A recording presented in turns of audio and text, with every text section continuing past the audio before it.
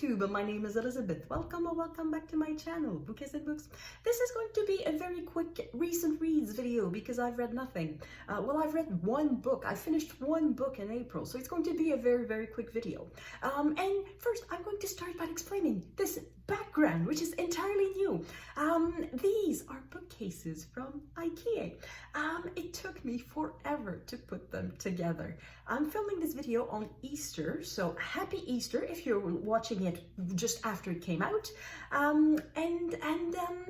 It took such a long time. So there are 4 bookcases. They are the Hemnes variety of IKEA bookcases. And the first one, like this one, it took me so long. At the first try, it took me like 2 hours to sort of build the frame, and then I had to put the bottom shelf and I had to put little screws in, and then there were no holes. Why aren't there any holes in the piece? And then I looked again at my manual and I found out, so that was at step 24, and I found out that at step number 6 and 7, I had inverted the 2 pieces. So the piece that was supposed to be at the bottom was at the top and vice versa. And that meant that I had to start over. So unscrew everything, so it took an extra hour and a half. And then I did all the other bookcases. And then I looked back at the first one and I was not satisfied with the result. There was like the backing was not properly inserted. It was sort of wobbly.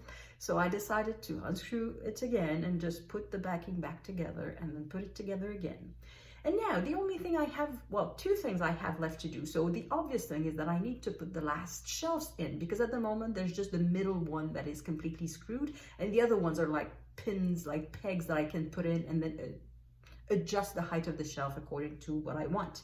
But before I do that, while I just have basically the frame, it's just a moment to make sure that the bookshelves are all very even, because I don't know if you can see that at the top. It's not even. It's kind of like a mini staircase, and I don't like that. I want them to be very nice and even. So I just have to play a little bit with the screws at the bottom of the bookcase. It's nothing. Well, it would be nothing if there were 2 people, like one to play with the screws and one to watch the result and say, okay, this is great. But as just one person, I will have to sort of play a little bit with the screw and then take a few steps back and then look at the result. Okay, is it even? Is it not? Oh, okay, maybe that other screw a little bit lower, then a little bit lower, a bit higher, and then there will be a lot of back and forth like that. And I am not looking forward to that. However, once that is done, which should be done a bit after I finish filming this, I will put in the last shelves. And after I've put in the last shelves, I'm going to start to put books on the shelves. And books, you can sort of kind of see them. You see boxes at the end. Yeah, this is my library at the moment, just a whole bunch of boxes. So I'm going to try, when I put the books on the shelf, to film somewhat the process.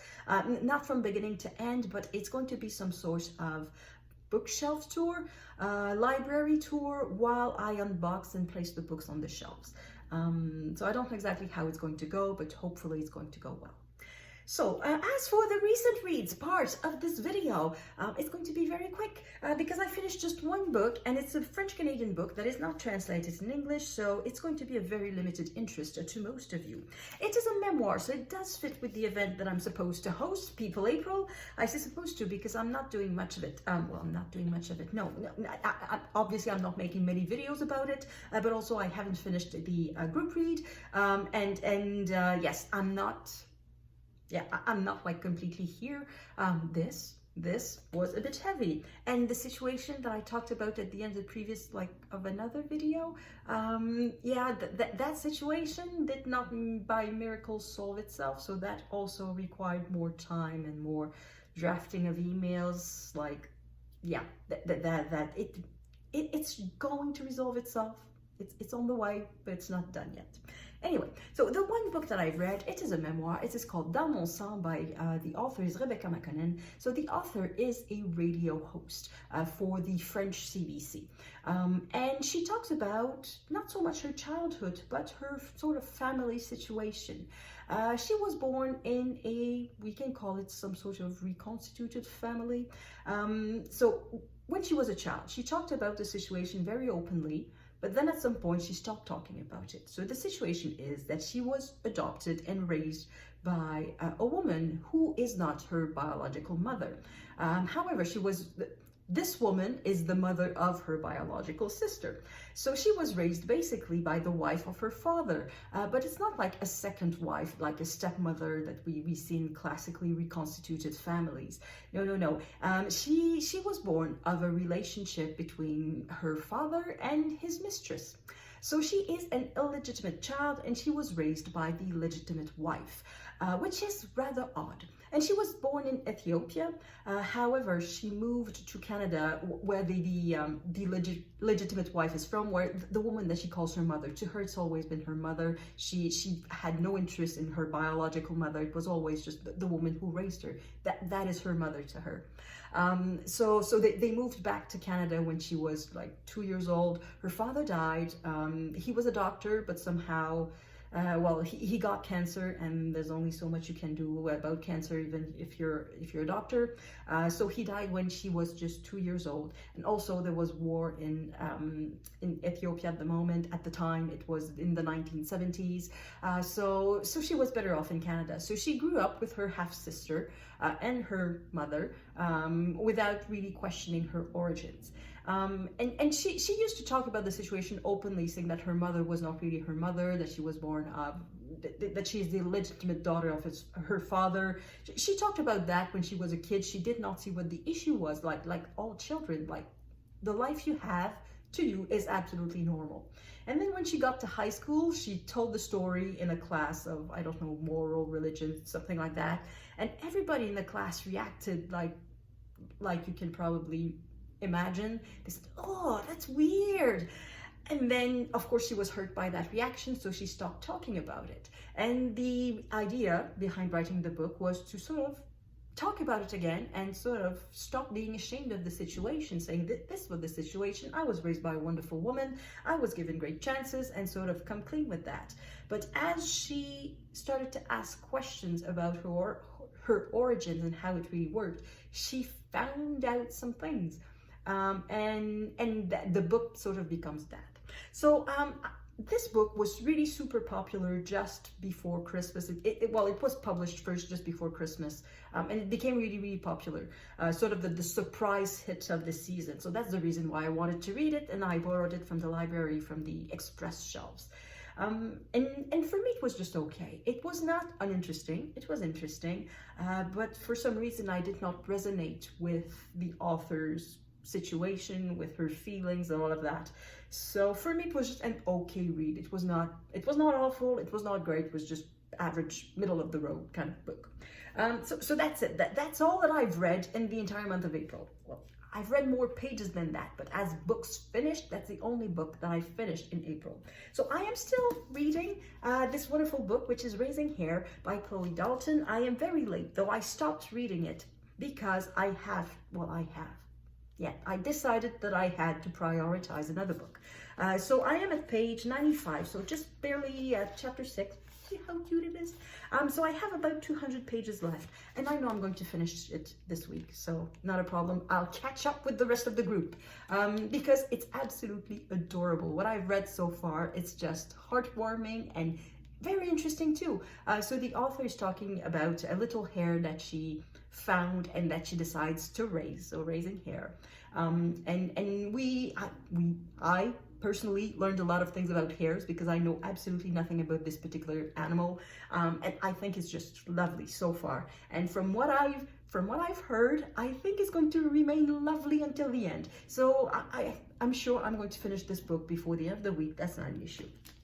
The issue is, the reason why I stopped, sort of put Raising Hare on hold, is because I decided to give priority to this library book. So I was on a waiting list for a little bit, and then I received the book just at the beginning of April, and I thought, perfect. This is a dual biography of Empress Elizabeth of Austria and Empress Eugenie of France, and it is by Nancy Goldstone. So the title is The Rebel Empresses. yeah, there are 17 people waiting for it, so I decided, okay, I'm going to read it. This is a topic that I really love. I'm going to be fascinated by this, so I'm just going to read it, and then I'll move on to my other books for People April. And for some reason, I cannot really read this one fast. There's the fact that I spent the entire previous weekend trying to build these bookcases, so that's a good 200 or 300 pages that I did not read over the last weekend. Okay, fine, but still, over the week I would have had time. It's another IKEA piece of furniture, which is not a bookcase, it's sort of a thing for dishes. That is over there on the other wall that you cannot see, and that one also took me several hours, so that again, that's probably another 100 pages that I didn't have time to read. But anyway, it's still the book. For some reason I cannot read it quickly. It's not as fascinating as I would like it to be. It's not the quick read that I was hoping it would be, despite the fact that it is 550 pages long. It is interesting, but at the same time, it is not earth-shatteringly interesting. And I have some issues with the book. Like the main issue, I guess, sometimes it's not so much about these two women as about their husbands, which makes sense in a way, because the only reason these women became empresses is because they married men who were emperors. And in both of their cases, they got married when the husband was an emperor. So it's not like they married a prince, like someone who was like fourth in line to the throne and somehow became an emperor. They married an emperor. And that means that it's the men who have the power, it's not the women. So they play, to a large extent, a secondary role. So even though this is the middle of the 19th century, like the 1850s, 1860s, with the ultra princessy ball gowns and the style that came with it and the glamour that came with it, they did not really hold power, so they play secondary roles. I say they did not really hold powers. Yes and no. In the case of Empress Eugenie, she did play a relatively important role, and I've just finished a chapter that was called Regent of the Empire. So the Empress Eugenie was given the regency of the empire while her husband was away fighting a war against Austria in Italy.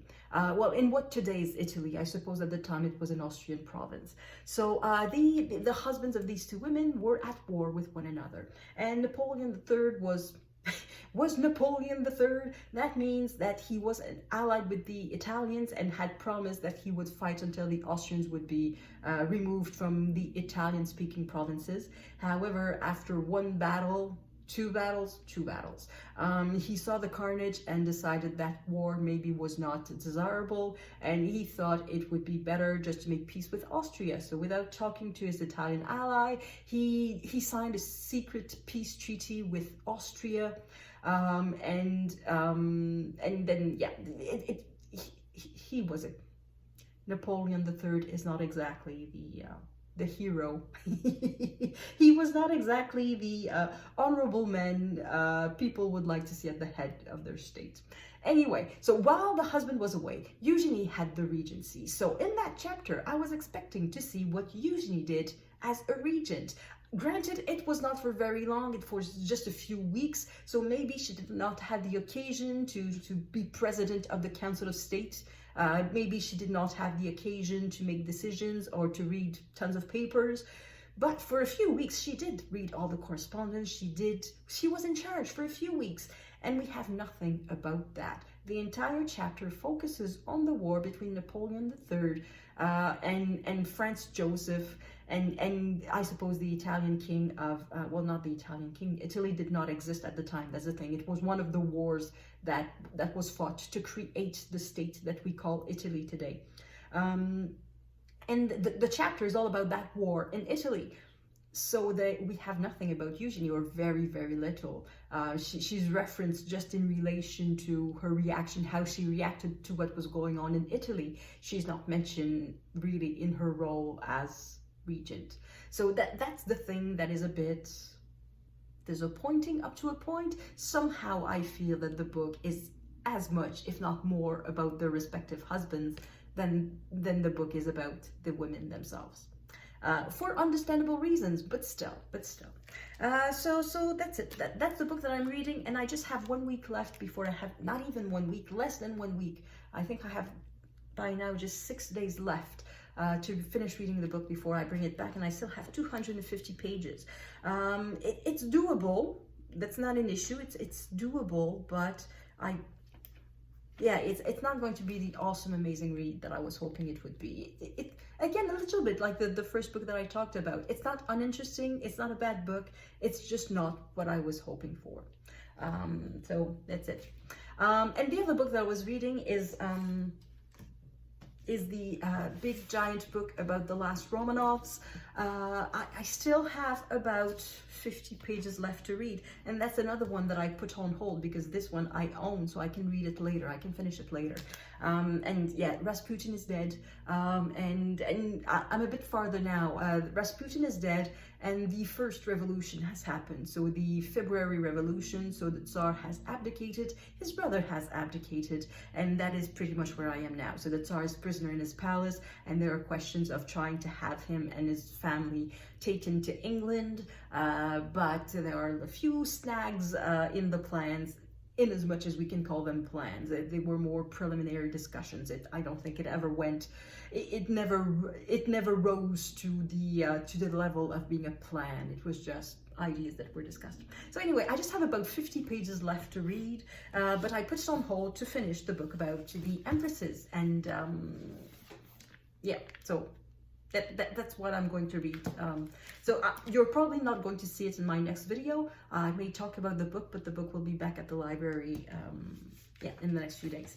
So anyway, so that's my recent reads, which is not much. So hopefully I will have more interesting videos in the weeks to come, because I'm going to have a wonderful, wonderful bookcase. It's not a bookcase, it's going to be a wall of bookcases. It's going to be a personal library. It's going to be great. I'm going to be like a fish in water. And perhaps I don't know how the sound will be. I have a little microphone, but I don't even know if it's working or not. It may or may not make a difference. So if the sound is not too bad, that may become my permanent place to film videos, though not necessarily from this angle, probably from closer, or from, anyway, not necessarily from this angle, but in this room, so that you can admire the wonderful bookcases behind me and that I feel like a real booktuber. Anyway, that's it for me. Thank you everyone for watching this recent reads without books, and I will see you in the next video. À la prochaine.